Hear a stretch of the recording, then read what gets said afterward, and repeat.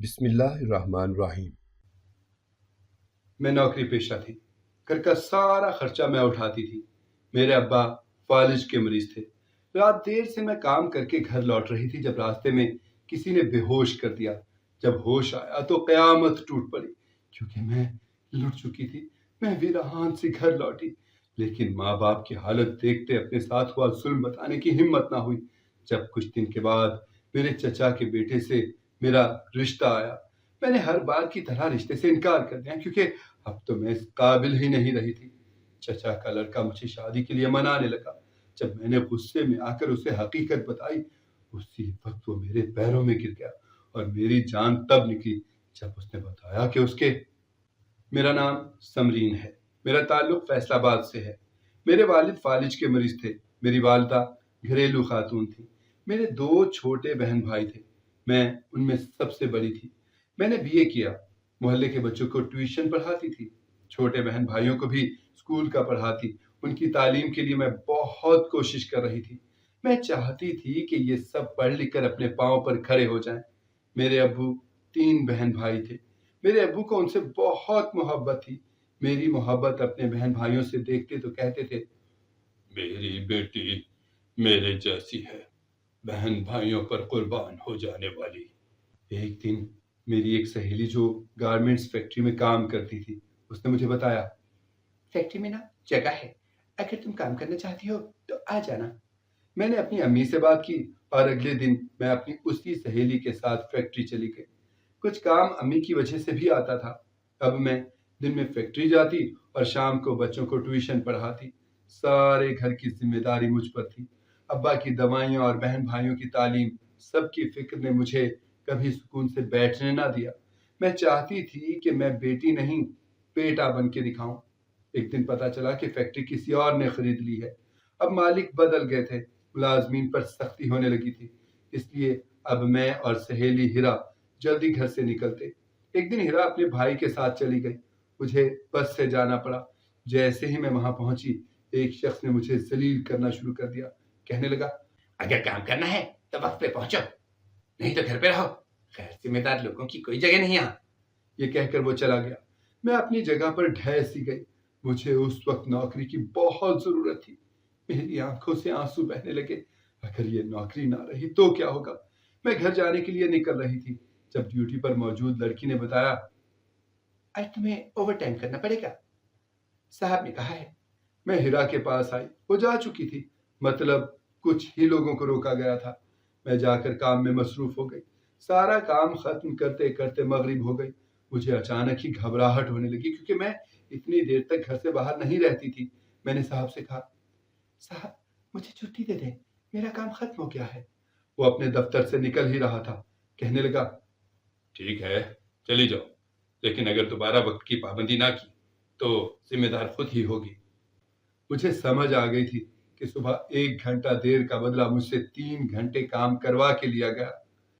میں bus stop پہ کھڑی تھی جب گاڑی میرے سامنے رکی۔ اندر سے ایک شخص باہر نکلا۔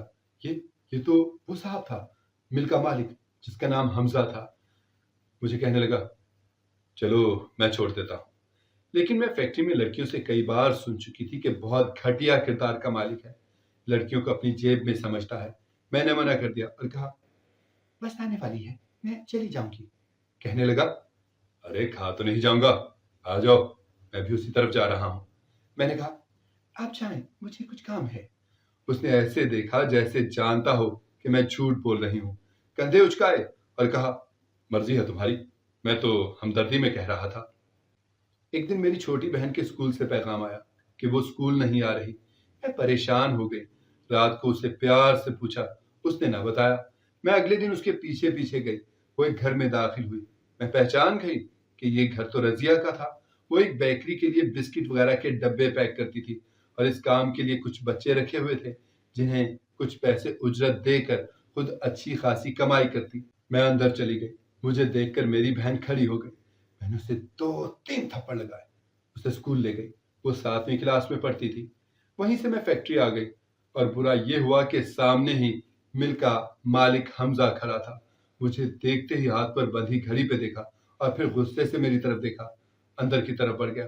میں نے شکر کیا کہ کچھ کہا نہیں تھا، لیکن یہ میری سوچ ہی تھی۔ آج پھر مجھے اوور ٹائم کے نام پر روک لیا گیا، دوسروں کا رکا کام بھی مجھ سے کروایا گیا۔ کام کرتے کرتے مغرب ہو گئی، ابھی بھی کچھ کام تھا۔ میں دفتر میں گئی اور کہا، باقی کام کل کر دوں گی، مجھے چھٹی دے دیں۔ سیٹ کی پشت سے ٹیک لگا کے مجھے دیکھتے ہوئے بولا، ہم یہاں پہ کام کے پیسے دیتے ہیں، وقت کی قیمت وصول کرتے ہو تم لوگ، پھر بھی مالک کا کچھ سوچا کرو۔ مجھے آرڈر مکمل چاہیے، اس ہفتے کام زیادہ ہے تو بہتر ہے وقت کی پابندی کرو۔ میں نے کہا، میں کوشش کروں گی۔ یہ کہہ کر میں رکی نہیں تھی جب اپنے پیچھے اس کی آواز سنی، کہنے لگا، اپنے نخرے گھر رکھ کے آیا کرو، مجھے تم جیسے ایٹیٹیوڈ رکھنے والے ملازم اچھے نہیں لگتے۔ میں نے حیرانگی سے اسے دیکھا جو خباثت سے ہنس رہا تھا اور اپنی فائل میں مصروف ہو گیا تھا۔ عید میں کچھ دن رہ گئے تھے۔ میری بہن بھائی روزانہ مجھ سے پوچھتے، بازار کب لے کے جائیں گی؟ میں روز کل پر ٹال دیتی، تنخواہ ملنے میں ابھی کچھ دن باقی تھے۔ ٹیوشن کے بچوں کی بھی پچھلے ہفتے سے چھٹیاں ہو رہی تھیں، ان لوگوں نے بھی کم ہوتے ہوتے آنا ہی چھوڑ دیا تھا۔ اماں محلے میں کسی کے گھر تعزیت کے لیے گئی ہوئی تھی۔ جب دروازہ کھلا اور چاچا اور چاچی گھر میں داخل ہوئے، ان کے ساتھ کھڑے شخص کو دیکھ کر میں حیران ہی رہ گئی۔ وہ وہی مل مالک حمزہ تھا۔ جیسی حیرانی مجھے ہوئی تھی، یقیناً وہ بھی حیران تھا۔ چاچو سالوں کے بعد ہمارے گھر آئے تھے، ان لوگوں سے برسوں سے ہمارے تعلقات نہیں تھے۔ کچھ ایسا ہوا تھا جس کے بعد ابا نے ان لوگوں کو ملنا چھوڑ دیا تھا، جبکہ ابا بتاتے تھے کہ ان کی بہت محبت تھی اپنے بہن اور بھائی سے۔ ان کی مہنگی گاڑی جو ہماری گلی میں داخل ہی نہیں ہو سکتی تھی، گلی کی نکڑ پہ کھڑی تھی، اور محلے کے بچے کیا آتے جاتے دوسرے لوگ بھی حیرانگی سے دیکھ رہے تھے۔ چاچو نے ابا سے کہا، بھائی صاحب مجھے معاف کر دیں، وہ آج برسوں بعد پھر سے ٹوٹے رشتے کو جوڑنے آئے ہیں۔ اماں اور ابا کیا بولتے، اس سے پہلے ہی میں نے انکار کر دیا۔ مجھے یہ رشتہ منظور نہیں تھا، اور ایسے رشتے کو کیا جوڑنا جو تھا ہی بے جوڑ۔ میں نے نوکری چھوڑ دی، دوسری کسی جگہ کی تلاش میں تھی، لیکن ابھی تک ہر طرف سے مایوسی ہی ہوئی تھی۔ عید میں 2 دن باقی تھے۔ بھائی بہن روز مجھے امید سے دیکھتے۔ گھر کے بل کی آخری تاریخ گزر گئی تھی، ابا کی دوا، گھر کا راشن سب ختم تھا۔ میں ہیرا کے پاس گئی، اسے کہا، ہیرا کچھ پیسے دے دو، جب میرے پاس آئیں گے تو لوٹا دوں گی۔ اس نے کہا، مہینے میں صرف 5 روز ہی تو تم نہیں گئی ہو، اوور ٹائم بھی 1 ہفتے کا کیا، تمہارے جو پیسے بنتے ہیں اگر تم کہو تو میں کل بات کر کے لے آؤں گی۔ میں نے اسے کہا، اگر یہ ہو جائے نا تو بہت اچھا ہو جائے گا۔ دوسرے دن اس نے مجھے پیسے دے دیے۔ میں بہت خوش ہوئی کہ چلو یہ مسئلہ تو حل ہوا۔ میں اپنے بہن بھائیوں کو خوش دیکھ کر بہت خوش تھی۔ سب کو چیزیں دلانے کے بعد بھی کچھ پیسے تھے، عید آرام سے گزر جاتی۔ اب مجھے عید کے بعد پھر سے نوکری کی تلاش میں نکلنا تھا۔ اس رات شاید ابا کو نیند نہیں آ رہی تھی، اور اماں عید پہ کسی کا آیا سوٹ سلائی کر رہی تھی۔ جب ابا سے میرے بھائی نے کہا، ابا کوئی کہانی سنائے نا، تو ابا نے کہانی سنانی شروع کی۔ میرا نام ظفر تھا۔ ہم لوگ سمجھ گئے کہ ابا اب اپنی کہانی سنانے لگے ہیں۔ کہنے لگے، ہم 3 بہن بھائی تھے۔ میرا چھوٹا بھائی مجھے بہت محبت اور عزت دیتا تھا، جو میں کہتا وہی کرتا۔ میں ذمہ دار تھا، ہماری اتنی زمین تھی کہ ہم اچھی خاصی آسان زندگی گزار رہے تھے۔ میں ڈیرے پر رہتا، سارا دن کام کرواتا۔ میرا چھوٹا بھائی جس کا نام اظہر تھا میرے لیے کھانا لے کر آتا۔ مجھ سے چھوٹی بہن سمرا کی شکایتیں کرتا، کہتا کہ آپ گھر نہیں آتے، وہ مجھے ذلیل کرتی ہے، بہت تنگ کر رکھا ہے۔ مجھے کہنے لگا کہ بھائی گھر آؤ، اسے سمجھاؤ۔ میں اس کی باتیں سنتا رہا اور مسکراتا رہا۔ ہمارے والد ہمیں دیکھ کر جیتے تھے، بہت خوش تھے ہمیں دیکھ کر، لیکن قسمت کو یہی منظور تھا، اماں کے بعد ابا بھی جلد ہی ہمیں چھوڑ کر چلے گئے۔ ہمارے ماموں کی ایک بیٹی تھی جس کی مجھ سے منگنی ہوئی تھی۔ ماموں چاہتے تھے کہ ہماری جلد شادی ہو جائے۔ سمرا اور اظہر بہت خوش تھے، اپنے طور پر تیاری بھی کر رہے تھے۔ یہ دونوں اکثر اب نائلہ کو ساتھ لیتے اور شادی کی شاپنگ پہ نکل جاتے۔ اس دن مہندی تھی، ساری رات اظہر نے رونق لگائے رکھی۔ اسی رات میرے ایک دوست نے مجھے بتایا کہ یار تم دھوکے میں ہو، تمہاری ہونے والی بیوی تم سے نہیں، تمہارے بھائی اظہر سے محبت کرتی ہے، اور یہ بات اظہر بھی جانتا ہے، لیکن تمہاری وجہ سے خاموش ہے۔ اس نے کہا، نائلہ نے خودکشی کی کوشش بھی کی تھی. تمہارے بھائی نے سوچنے کے لیے وقت مانگا تھا اور اب پکے بندے نے بتایا کہ کچھ گھنٹوں میں اظہر نائلہ کو بھگا کر شہر لے جائے گا. ابا نے بتایا کہ وہ رات مجھ پر بہت بھاری تھی. ایک طرف بچپن کی مانگ تھی، دوسری طرف جان سے پیارا بھائی جس کے لیے میں ہمیشہ سے اپنی خوشیاں قربان کرتا رہا تھا. اس کی تعلیم جاری رہے. میں نے اپنی تعلیم اسی لیے چھوڑ دی. ساری ذمہ داریاں میں نے خود لے لی. وہ خوش اور بھرپور زندگی جیے. میں نے اپنی خواہشات محدود کر لی تھی. میرا دوست چاہتا تھا کہ میں ماموں کو سب بتا دوں یا اظہر پہ کم از کم صبح تک نظر رکھوں، لیکن میں نے خود کو کمرے میں بند کر لیا. میں نے دونوں رشتوں کو آزمانے کا سوچا. بھائی کی آزمائش ہونی تھی تاکہ پتہ چلے کہ بھائی میرا بازو ہے یا آستین کا سانپ، اور ہونے والی شریک حیات کی آزمائش تاکہ ساری عمر اس کی راکھی نہ کرتا پھروں. مجھے اب فکر نہیں تھی. سمرا 2 بار مجھے بلانے آئی لیکن میں نے سر درد کا بہانہ کر دیا اور کمرے میں رہا. صبح فجر کے وقت میری آنکھ کھلی. دور کہیں فجر کی اذان کی آواز آئی. میں نے وضو کیا، نماز پڑھی، پھر سے لیٹ گیا. گھر میں مہمان بھی جاگنے لگے تھے. میں نے دل سے دعا کی تھی کہ دونوں رشتے مجھے دھوکہ نہ دیں، لیکن میری دعا قبول نہیں ہوئی. سورج نکلنے کے ساتھ ہی یہ خبر سارے گاؤں میں پھیل گئی کہ اظہر اپنے بڑے بھائی کی ہونے والی بیوی کو شادی والے دن بھگا کر لے گیا. سمرا نے مجھے بہت کہا کہ بھائی بھول جائیں اس بات کو، وہ لڑکی آپ کے قابل تھی نہیں. سارے مہمان گھر میں جمع تھے. جب ہمارے دور کے ایک رشتہ دار نے مجھے کہا، بیٹا غیرت کا تقاضا تو یہی ہے کہ دونوں کو ڈھونڈ کے قتل کر دو. میں نے بھی سوچا تھا کہ رشتوں کو مٹی میں رولنے والوں کو مٹی میں ملا دوں، لیکن میں نہیں چاہتا تھا کہ ایک بھائی قتل ہو جائے، دوسرا اسے قتل کر کے پھانسی چڑھ جائے. میری بہن رل جاتی. میں نے اپنی بہن کے لیے اظہر کو چھوڑ دیا. ہمارے چاچا جو پہلے ہی میرے ماموں کے گھر منگنی سے ناخوش تھے، انہوں نے کہا، ظفر ایسا انسان ہے کہ خاندان میں کوئی بھی اسے رشتے سے انکار نہیں کر سکتا. سمرا نے فوراً ان سے کہا، چاچا فرا باجی کو میری بھابھی بنا دیں. اور پھر بیٹا اسی دن اسی طرح تم لوگوں کی ماں سے میری شادی ہو گئی. کہتے ہیں کہ جوڑے آسمانوں پر بنتے ہیں. مجھے بعد میں لگا کہ میں خوش نصیب تھا جو مجھے ایسی بیوی ملی. بڑی نیک بخت اور اچھے برے وقت میں اس نے ہمیشہ میرا ساتھ دیا. سمرا کی شادی کی، میرے گھر بار کو سنبھالا، خاندان کو جوڑے رکھا. تب ایک دن عدالت کی طرف سے سمن ملے مجھے. میرے بھائی نے مجھ پر اپنے حق کا کیس کر دیا تھا. اس نے مجھے عدالتوں میں گھسیٹا. میں بھی ضد میں آ گیا. کئی سال کیس لڑتا رہا. وہ اکثر عدالت میں مجھے نظر آتا، لیکن مجھے حیرت ہوتی اس کی آنکھوں میں نہ محبت تھی میرے لیے اور نہ ہی عزت اور نہ شرمندگی. یہ تو آستین کا سانپ تھا جسے میں نے دودھ پلایا تھا. پھر میں کیس ہار گیا. کچھ زمین ابا پہلے اس کے نام کروا چکے تھے، کچھ حصہ اسے میرے حصے سے بھی گیا. ابا کی یہ ناانصافی بھی مجھے سمجھ نہیں آتی تھی کہ اس کے نام زمین کیوں کر گئے تھے. وہ تو بعد میں ایک دن مجھے پتا چلا کہ میں ان کی بیوی کے پہلے شوہر سے تھا. میں کچھ ماہ کا تھا جب میری ماں نے اظہر کے ابا سے شادی کر لی. میرے سگے باپ نے بد چلنے کی وجہ سے میری ماں کو چھوڑ دیا تھا. میرا بھروسہ ہی اٹھ گیا تھا رشتوں پر سے. میں نے گاؤں چھوڑ دیا اور یہاں شہر آ گیا. پھر یہ بیماری مجھے محتاج کر گئی.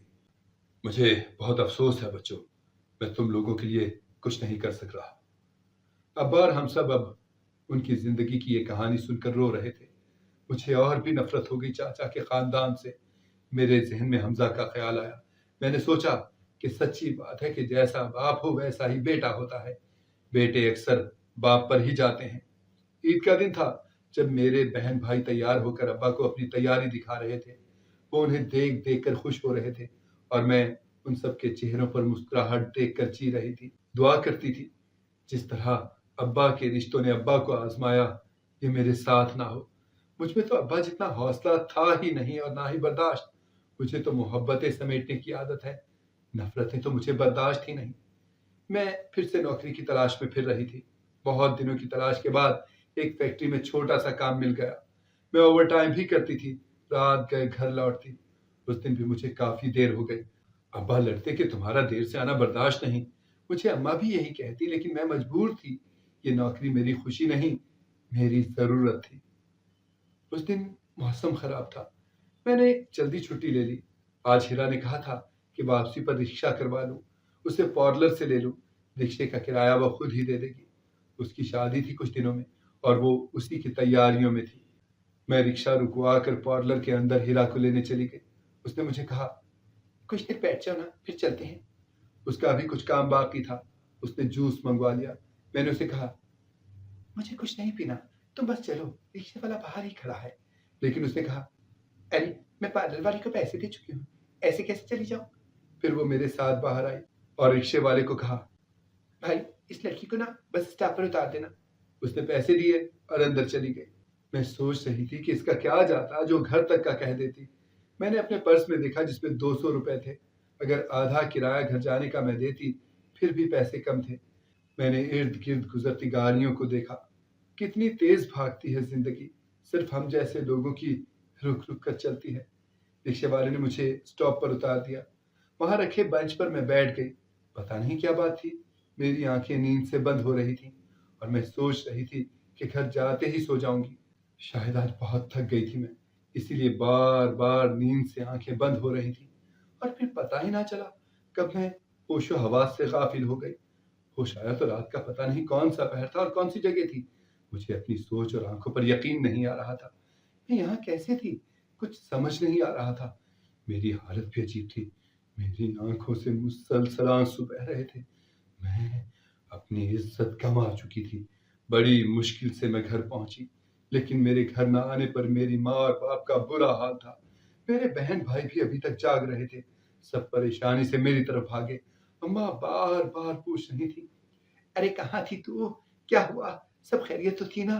تو نے تو ڈرا دیا ہمیں، ہماری سانسیں تک رکی ہوئی تھی، طرح طرح کے وہم آ رہے تھے۔ ارے بولتی کیوں نہیں، کہاں رہ گئی تھی؟ میری نظریں نہیں اٹھ رہی تھی۔ ابا کی طرف دیکھا جو بے بسی اور فکر مندی سے بس مجھے دیکھ رہے تھے۔ میں نے ان کی حالت دیکھ کر انہیں کچھ نہ بتایا۔ میں اپنے ڈرے ماں باپ کو جیتے جی مار نہیں سکتی تھی۔ اگلے کچھ دن بخار کی وجہ سے میں فیکٹری نہ گئی۔ 2 بار ہرائی کہ اس کی شادی ہے میں آؤں، لیکن میری حالت نہ زندوں میں تھی نہ مردوں میں۔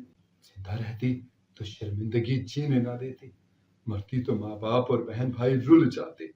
عجیب مقام پر لے آئی تھی زندگی مجھے۔ ہیرا کی شادی ہو گئی تھی، میں نہیں گئی، دل ہی نہیں چاہا۔ حالانکہ وہ واحد سہیلی تھی میری، وہ ناراض تھی۔ اماں ابا سوالیہ نظروں سے دیکھتے کہ ہوا کیا ہے جو اتنی چپ لگ گئی ہے۔ اب ابا کے ساتھ نہ کھانا کھاتی نہ انہیں باتیں بتاتی۔ مجھے لگتا تھا کہ میں ناپاک ہوں، میں تو ان لوگوں میں رہنے کے قابل بھی نہیں تھی۔ اسی طرح کچھ ماہ گزر گئے۔ اس دوران ایک بار پھر چاچا میرا رشتہ لینے آئے۔ ابا کی منتیں کی کہ ماضی کو بھول جاتے ہیں۔ ابا نے کہا، میں اب کچھ نہیں کر سکتا، سمرین نہیں مانتی۔ اب چاچا اور ان کا بیٹا اکثر ہی ابا سے ملنے آنے لگے۔ ابا کو گاڑی میں ڈاکٹر کے پاس لے جاتے۔ باقاعدگی سے اب ابا کا علاج ہو رہا تھا۔ ڈاکٹر نے ورزش بتائی تھی، حمزہ خود ابا کو ورزش کرواتا۔ چاچا اب اکثر رات بھی رہ جاتے۔ ابا اور چاچا ساری رات باتیں کرتے رہتے۔ میں سوچتی کہ خون کے رشتے بھی کتنے عجیب ہیں، جتنی بھی غلطیاں ہوں، جتنی بھی نفرت ہو، دور نہیں ہوتے، ٹوٹتے نہیں ہیں۔ اس دن حمزہ گھر کی ضرورت کی ساری چیزیں لایا، اماں ابا کے لیے اور ہم سب بہن بھائیوں کے لیے کپڑے بھی لایا۔ میرے بہن بھائی بہت خوش تھے۔ ابا اماں نے منع بھی کیا تو کہنے لگا، اتنا عرصہ ہو گیا آپ لوگوں سے دور رہا ہوں، کچھ کر نہیں سکا، کچھ تو کر لینے دیں، سب کچھ آپ ہی کا تو ہے، جو لوٹا رہا ہوں کوئی احسان نہیں کر رہا۔ حمزہ نے میرے چھوٹے بھائیوں کو اچھے اسکول میں داخل کروا دیا، رکشہ بھی لگوا دیا تاکہ آنے جانے میں مشکل نہ ہو۔ ابا کے ساتھ بیٹھ کر دیر تک باتیں کرتا۔ مجھے بھی کہیں نہ کہیں اب ایسا لگتا تھا کہ وہ مجھے اچھا لگنے لگا ہے، لیکن پھر مجھے یاد آ جاتا کہ میں اب اس کے قابل نہیں رہی۔ ایک دن حمزہ نے مجھ سے شادی کی بات کی۔ پہلے تو میں خاموش رہی، پھر میں نے اسے ساری حقیقت بتا دی۔ اسے کہا، حمزہ میں تمہارے قابل نہیں ہوں۔ لیکن میں اس وقت حیران رہ گئی جب وہ میرے پیروں میں بیٹھ گیا اور معافیاں مانگنے لگا۔ اس رات کے لیے وہ کہہ رہا تھا، میری عقل پہ پردہ پڑ گیا تھا، میں تمہارے بار بار ٹھکرانے کے بعد بدلے کی آگ میں چل رہا تھا۔ میں بھول گیا کہ ابھی میرے خاندان کے دیے گئے زخم ہی نہیں بھرے اور میں پھر سے نئے زخم دے گیا تمہیں۔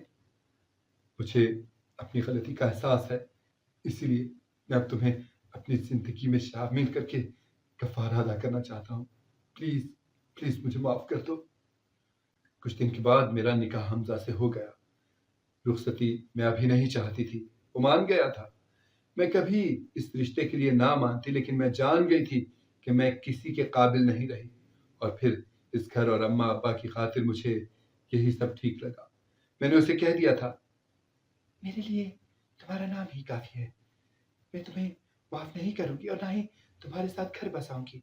جب چاہو تو اس سے شادی کر لینا.